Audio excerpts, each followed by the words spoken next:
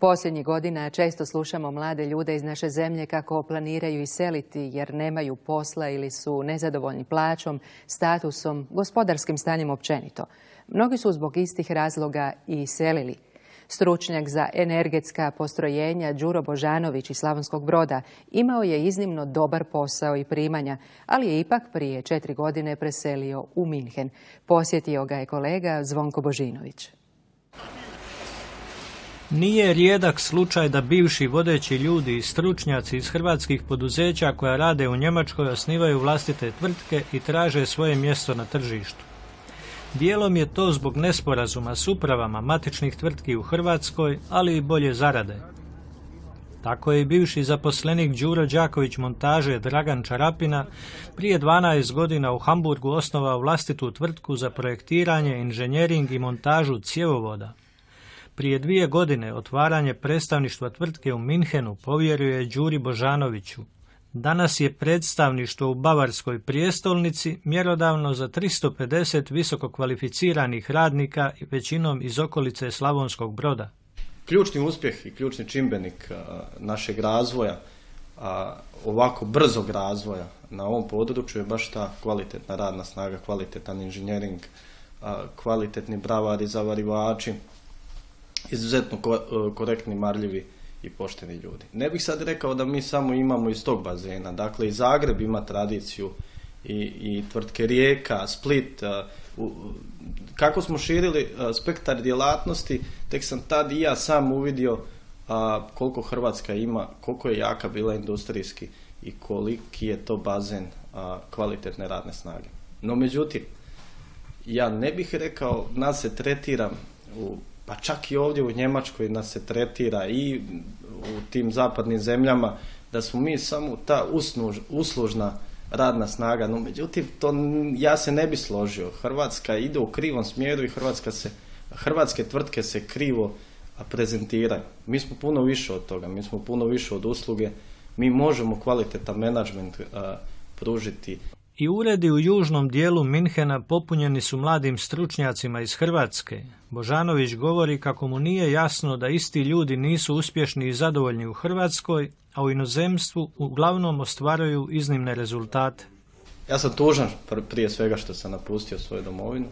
Radio sam i tamo i ne bih rekao, nazivaju nas prevarantima, ovakvi smo, onakvi smo. Tvrtke sve s kojima sam ja radio u Republici Hrvatskoj, u ovoj našoj branši u kojoj danas radim, to su bili izuzetno korektni, marljivi ljudi, pošteni ljudi koji su mene kao mladog čovjeka uveli u to sve, razvili me. I zato im ovim putem se uistinu zahvaljujem. I dan danas sam s tim ljudima u kontaktu i pokušavamo zajednički i dalje surađivati.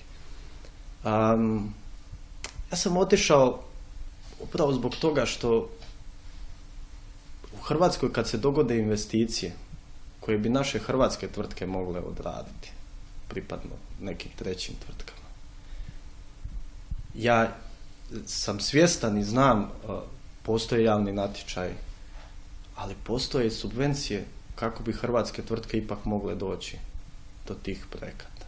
Nama su sve kapitalne investicije u državnim tvrtkama, tada je bila državna tvrtka INA, 100% državno vlasništvo, HEP. Nama su sve poslove stranci uzimali. Upravo zato što smo mi prezentirani samo kao uslužna djelatnost, nekakva usluga koja će na kraju tim strancima odraditi u konačnici sve. Ti se na neki način iz revolta otišao? Ja sam iz revolta otišao, jer su te strane firme koje su djelovale na području Republike Hrvatske, ne sve naravno, ali pojedine uistinu, ne samo mene, osjećao sam se ugroženim, pa ću reći da su me ugrozili. Osjećao sam se ugroženim, razočaranim i onda sam iz revolta otišao. Premda nisam bio nezadovoljan ni sa osobnim dohotkom, jer pazite, gdje god čovjek dođe mora puno raditi. Ja sam i u Hrvatskoj puno radio. Tvrtka u kojoj ima velik utjecaj u prošle 2 godine dobila nove poslove u Njemačkoj, Nizozemskoj, Južnoj Africi, Hrvatskoj, Srbiji, a odnedavno i u Iraku.